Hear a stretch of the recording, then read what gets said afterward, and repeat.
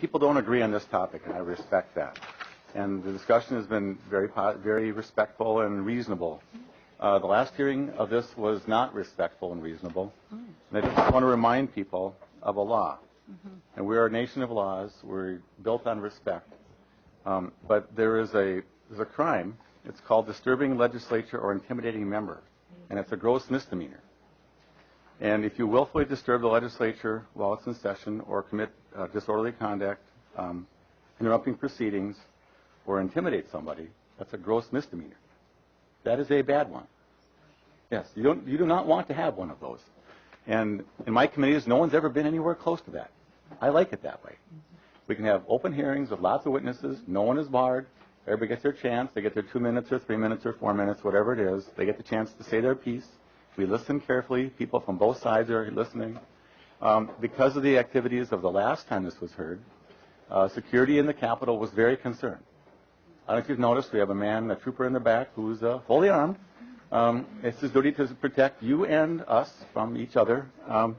If you notice, some have stopped in from the hallway. And so we have no need to do anything silly today. So if you all, I'm not worried about the president. You guys, if the counties would simply behave better, we wouldn't need to have this kind of security. Joining me, Jack Berkman, Republican strategist and host of Behind the Curtain with Jack Berkman. Catch him every Saturday night on the Radio American Network and Sunday afternoons at 2 on WMAL in Metro D.C. Also, Mark Levine, nationally syndicated radio talk show host and the Democratic nominee for the 45th District in the Virginia House of Delegates. Presidential candidate Donald Trump is threatening a third-party run if the Republican National Committee doesn't fall in line. Analysts say if Trump follows through, it could severely damage the party's chances of taking the White House. The Donald is still surging in the polls by a double-digit lead in some cases. Jack, is Trump in danger of bullying the GOP into submission? Oh, he's doing a lot of that, Morris. Trump is very successful. He's surprising me with his staying power. I predicted that he'd be out of this race in 3 or 4 months. He's in it to stay. His threat to run as a third party might just happen. I'll tell you this, Trump is succeeding in 2 big areas, and this is why everybody's envious of him. One, he's moving to the right, which all of them want to do, almost all of them want to do, few if any can. Second, he's sucking almost all the oxygen. What that will do, some of these second and third tier candidates, people like Carly Fiorina or Ben Carson or John Kasich, they're just going to be eliminated because there won't be any media attention for them.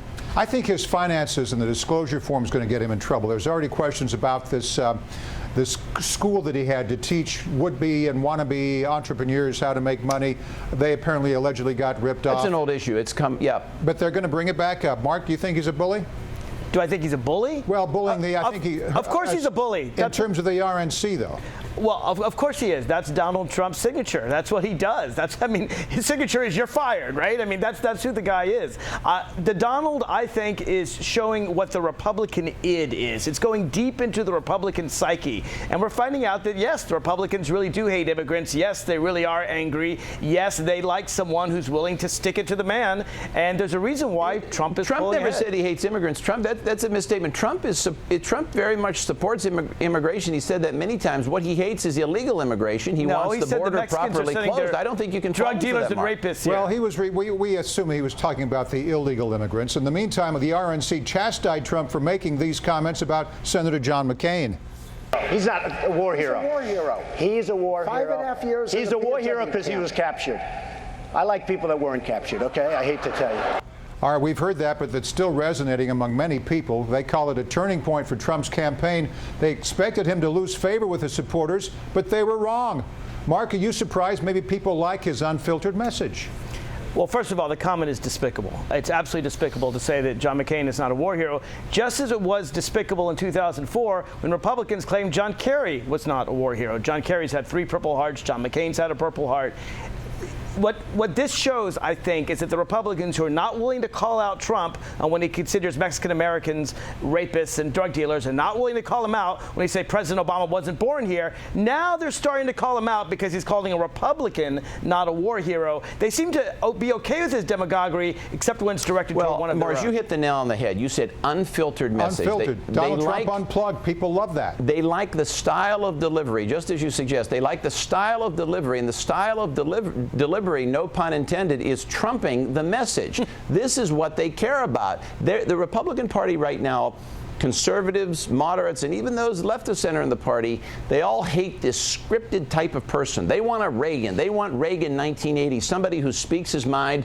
Trump is speaking his mind. Now, the comment about McCain is ridiculous. There's many ways to attack John McCain. You certainly don't attack him on his war record. You have I share a lot of Trump's views of McCain, but you have to poke holes in his congressional record, not his war record.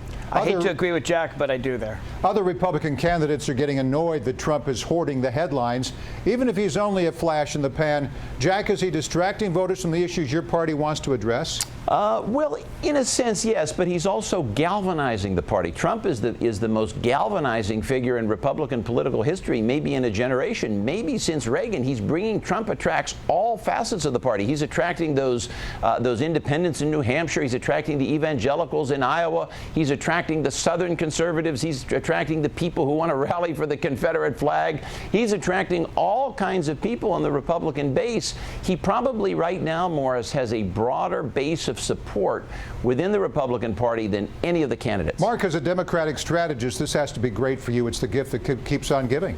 It certainly is. Listen, there's nothing Republican base likes better than an unfiltered bigot and charlatan, and they certainly love Donald Trump. And go, Donald, go. I hope he runs. I hope he does well. And once he doesn't get the nomination, which I don't expect, I hope he does well in his third party run. Remember, the most important point here, it's more than just Republicans who are ready for the unfiltered message. What Mark may not realize is many in his own party are tired of this scripted Hillary Clinton. They like a lot about Hillary Clinton, but they don't like her eternally scripted nature and presence. Well, the tea and crumpets and all of these politicians who measure all their words, it's nice to hear somebody that's totally off the wall like Trump. All right, switching gears to the Democratic side. While addressing a crowd in South Carolina, Hillary Clinton commented on the current racial tensions in the country. It's heartbreaking to read about another death of a young woman, Sandra Bland in Texas, another young African-American life cut short. And that's why I think it is essential that we all stand up and say loudly and clearly, yes, Black lives matter. Hillary was criticized for saying all lives matter weeks earlier. While a majority of African Americans do vote liberal, analysts say Clinton is having a hard time reaching out to blacks. Mark, do you think Hillary's comments were sincere? What should Democrats be doing to reach out to minorities? I do think they were sincere. I think there's an understanding all across the country, not just in the Democratic Party, that the battles between the African American community and law enforcement have to stop. And we need, for example, body cameras to protect citizens and to protect the truth. The whole point of the Black Lives Matter campaign, and some people misunderstand it, it's not that they're suggesting that other lives don't matter. What they're suggesting is that for a long time, only white lives seem to matter. Really, the campaign could be labeled Black Lives Matter too. Oh, Mark, come on. Now, this country's been practicing affirmative action for a long time. I think what that is a desperate and pathetic attempt to pander to the black vote, to pander to the far left wing of the Democratic Party. Hillary Clinton, let's talk turkey. Hillary Clinton is worried that without Obama at the top of the ticket, black turnout will fall, minority turnout will fall. They're throwing anything at the wall to try to make sure that doesn't happen. But those comments reflect a kind of pathetic and terrible racism, talking about what kind of lives matter, Black Lives Matter, white lives matter. Jack, are you saying there's no racism in law enforcement? Are you saying that there's no racism in law enforcement? No, there's racism everywhere. There's racism everywhere in the country. There's racism among doctors, lawyers, pundits, anchors, people who dig ditches. Only among law enforcement it takes lives. Meanwhile, the scandals keep coming for the Hillary camp. The Justice Department has received a referral from 2 federal inspectors to look into the possible mishandling of classified information in Clinton's personal email account. She's still seen as untrustworthy in the polls, even though Mrs. Clinton has said she's done nothing wrong. Mark, could this latest investigation do even more damage? I don't think so. I think it's already been over-trumped, as it were. This is basically an investigation into the release of emails from the State Department. Remember, it's the Republicans that are pushing to release all these emails. Some of them have been retroactively classified after Hillary Clinton released them.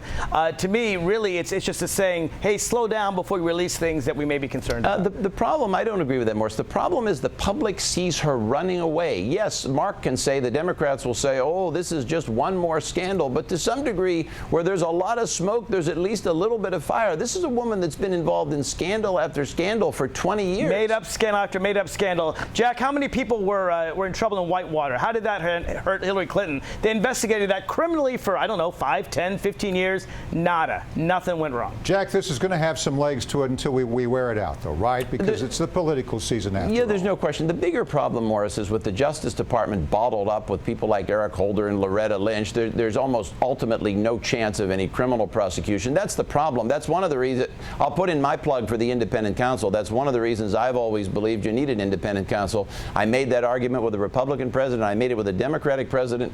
Sadly, there's no possibility that any U.S. attorney, because they're all controlled by the president and or the Justice Department, would ever move on this. All right, before we go, let's talk about one more fight Donald Trump got into this week with South Carolina Senator Lindsey Graham. A day after Trump's comments about John McCain, Graham called Trump a jackass, sparking a political tit-for-tat. Trump then released Graham's personal cell phone number while giving a speech in his state. I don't know if it's the right number. Let's try it. 202-228. I don't know. Maybe it's, it's 3-4 years ago, so maybe it's an old number. 202-228. So, I don't know. Give it a shot. But Graham may have gotten the last laugh with this video.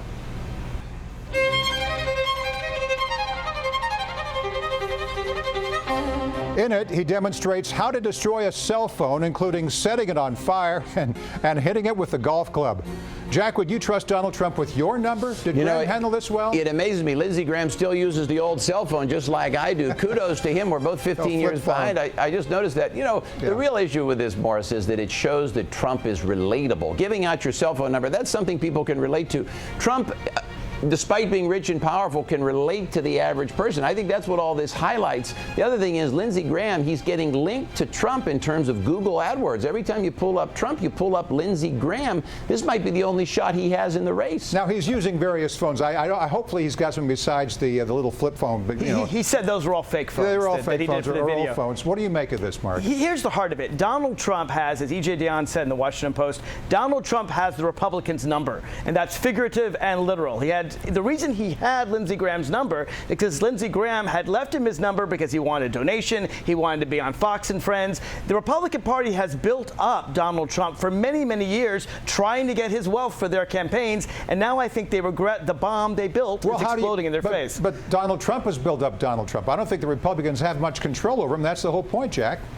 Yeah, there's no question. Trump is the guy. You have to give Donald Trump the credit. Remember, as we said, Morris, Republicans are looking for something unscripted. Mark calls Trump a bomb. I don't think it's a bomb. I think it's a very useful weapon. It might be the only chance the Republicans have of winning the general. Remember, Trump is running right. Are you saying Trump's going to win the general election? Is that your prediction, Jack?